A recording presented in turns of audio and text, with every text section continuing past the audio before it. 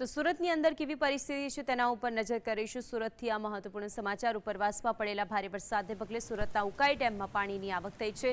ઉકાઈ ડેમની અંદર પાણીની આવક થતાં ઉકાઈ ડેમમાંથી 1 લાખથી વધુ ક્યુસેક તાપી નદીની અંદર આ પાણી છે કે જે છોડાયું છે। તાપી નદીમાં પાણી છોડાતા નદી જે બે કાંઠે વહેતી થઈ છે તેના જે દ્રશ્યો છે જે સામે આવ્યા છે। તાપી નદીમાં પાણી છોડાતા નદીઓ બે કાંઠે વહેતી થઈ હાલ ડેમના 10 દરવાજા છે કે જે 6 ફૂટ જેટલા ખોલવામાં આવ્યા છે। ઉપરવાસમાં પડેલા ભારે વરસાદને પગલે સુરતના ઉકાઈ ડેમમાં પાણીની આવક। ઉકાઈ ડેમની જે જળ સપાટી છે તેની અંદર ઉત્તરોત્તર વધારો।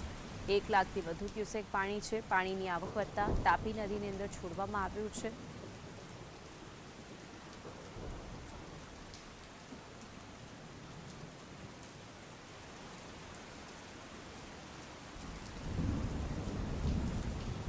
दस दरवाजा 6 फूट જેટલા હાલ ડેમના ખોલવામાં આવ્યા છે કારણ કે ભારે વરસાદને પગલે જો ડેમનું જે સર્વોચ્ચ સ્તર છે તે વધી જાય તે પહેલા દરવાજા ખોલવામાં આવ્યા છે।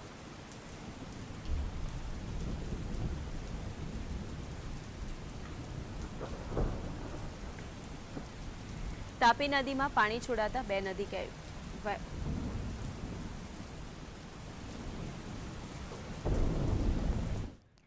તો આજ અંગે વધુ માહિતી માટે સુરતથી સંવાદદાતા સાહિદ જોડાઈ ગયા છે। સાહિદ, સુરતની અંદર પણ વરસાદ અને વરસાદના કારણે ઉકાઈ ડેમમાં જે જળસ્તર વધ્યું છે, તાપી નદી બે કાંઠે વહેતી થઈ છે, વિગતો શું?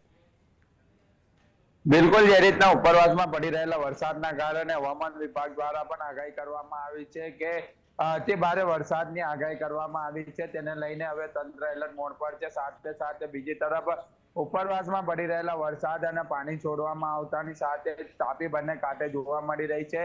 વિયરકમ કોઝવે પણ વહેતો થયો છે અને તાપી બંને કાંઠે જોવા મળી રહી છે। એટલું જ નહીં પરંતુ ગત રોજ પણ વિયરકમ કોઝવે હાલ તકેદારીના ભાગરૂપે બંધ કરી દેવામાં આવ્યો હતો। આજ રોજ પણ વિયરકમ કોઝવે બંધ કરી દેવામાં આવ્યો છે। સાથે સાથે તાપી બંને કાંઠે વહેતી નજરે જોવા મળી રહી છે કારણ કે જે રીતના ફ્લડ ગેટ પણ ખોલી દેવામાં આવ્યા છે અને હાલ સમગ્ર બાબતને જોતા હાલ તો સંપૂર્ણ તાપી બંને કાંઠે વહેતી નજરે પડી રહી છે। સુરત શહેરની વાત કરવામાં આવે તો સુરત શહેરમાં પણ છૂટો છવાયો વરસાદ જોવા મળી રહ્યો છે। જિલ્લાની વાત કરવામાં આવે તો જિલ્લામાં પણ અતિ ભારે વરસાદ જોવા મળી રહ્યો છે।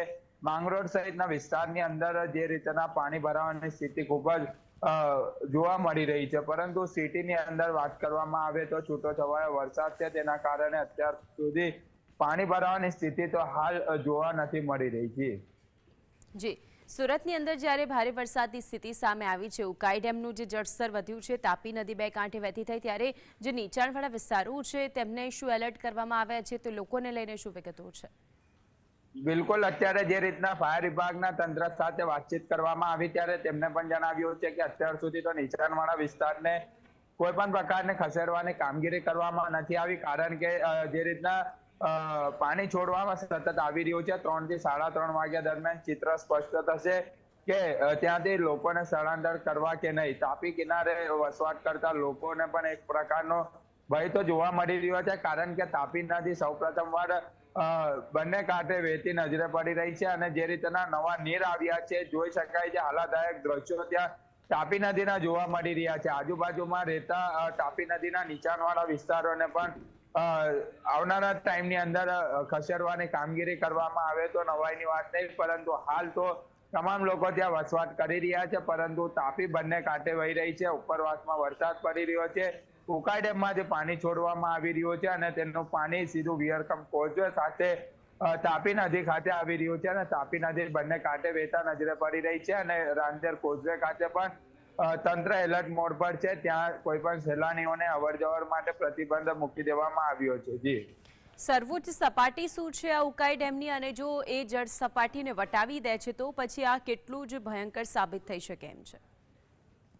બિલકુલ, જે રીતના જો ઉકાઈ ડેમમાંથી પાણી છોડવામાં આવે અને ભયજનક સપાટી પાર થઈ જાય તો પછી નીચાણવાળા વિસ્તારોને ખસેડવાની કામગીરી તંત્ર દ્વારા કરવામાં આવશે, પરંતુ હાલ તો તંત્ર દ્વારા ગત રોજ જ જિલ્લા મેજિસ્ટ્રેટ દ્વારા એક પરિપત્ર બહાર પાડવામાં આવ્યો હતો કે અતિ ભારે વરસાદના કારણે તમામ લોકોને રજા પણ રદ કરી છે અને સાથે સાથે એલર્ટ મોડ પર રહેવા માટે સૂચના આપવામાં આવી છે।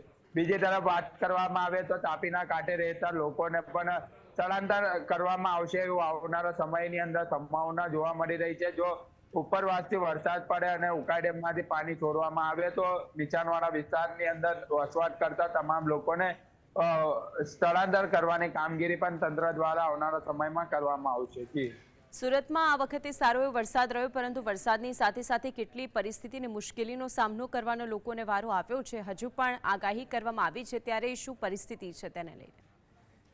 બિલકુલ, જે રીતના જે ગત સમય દરમિયાન જે રીતના ખાડીપુરની સ્થિતિ જોવા મળી હતી, સુરત શહેરમાં વરસાદી માહોલ હતો, ખાડીપુરની સ્થિતિ હતી, ત્યારે વાત કરવામાં આવે તો લોકોને ભારે નુકસાન પણ થયું હતું અને એક પ્રકારનો લોકોની અંદર આક્રોશ પણ જોવા મળ્યો હતો. કારણ કે ખાડીપુરની સ્થિતિ વચ્ચે લોકો રહેવા મજબૂર બન્યા હતા. કોઈ પણ નેતા, અધિકારી, પદાધિકારીઓ જોવા ન મળ્યા હતા, કોર્પોરેટરો જોવા ન મળ્યા હતા. એટલે લોકોની અંદર એક પ્રકારનો આક્રોશ જોવા મળ્યો હતો. થોડા દિવસ અગાઉ પણ જે રીતના વરસાદ વરસ્યો હતો, 1 કલાક વરસાદ વરસતાની સાથે જ વેસુ ખાતે પાણી ભરાવાની સ્થિતિ જોવા મળી હતી.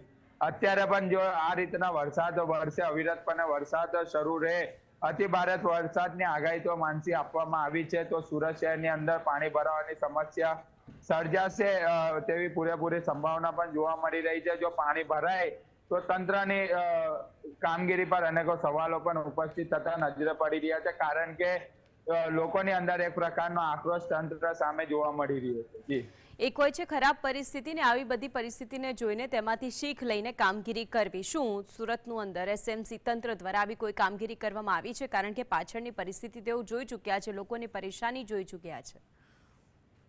જે રીતના ખાડીપુરની સ્થિતિ પૂર્ણ થઈ હતી અને ત્યારબાદ તંત્ર દ્વારા મિટિંગોનો દોર કરવામાં આવ્યો હતો. મિટિંગ કરવામાં આવી હતી, તમામ અધિકારીઓને સૂચના આપવામાં આવી હતી નીચાણવાળા વિસ્તારોને પાણી ન ભરાય તેવી ખાસ એક મીટિંગનું આયોજન કરવામાં આવ્યું હતું. પરંતુ માત્ર એવું લાગી રહ્યું છે, મીટિંગ કાગળ પર જોવા મળી રહ્યું છે. ચોક્કસપણે કહી શકાય, જો આ વરસાદ અતિ ભારે વરસાદ પડે, સુરત શહેરની અંદર પાણી ભરાવાની સંભાવના પૂરેપૂરી જોવા મળશે. ખાડીપુરની સ્થિતિ ફરીથી આવે તેવી સંભાવના પૂરેપૂરી જોવા મળશે. કારણ કે મીટિંગ તો કરવામાં આવી હતી, ત્યારે પોસ્ટ વિસ્તાર વેસુની અંદર 1 કલાકની અંદર બીઆરટીએસ રૂટનો અને બંને તરફનો રસ્તો પાણીની અંદર ગરકાવ જોવા મળ્યો હતો. લોકોને ભારે હાલાકીનો સામનો કરવાનો વારો આવ્યો.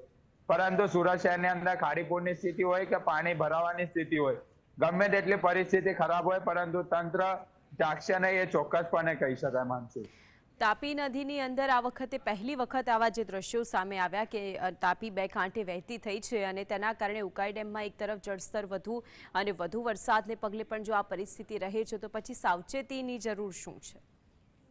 બિલકુલ, ગતરોજ પરિપત્ર બહાર પાડવામાં આવ્યો છે. તાપી નદીના કાંઠે